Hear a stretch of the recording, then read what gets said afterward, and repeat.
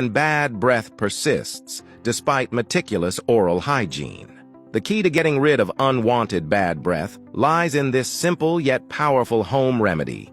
You will need half a glass of hot water to which you will add 5 cloves, known for their antiseptic and refreshing properties. Also add a teaspoon of baking soda, a compound that neutralizes stomach acids and odor-causing bacteria. Finally, add the juice of a fresh lemon, which will not only give a pleasant flavor to your purge, but will also contribute with its antibacterial and cleansing properties. Once these ingredients are mixed, wait for it to foam before consuming it immediately.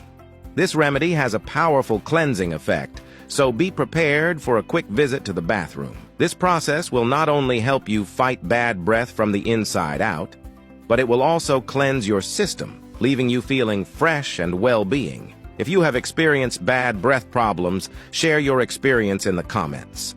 We would love to send you a greeting and know that this remedy has improved your quality of life.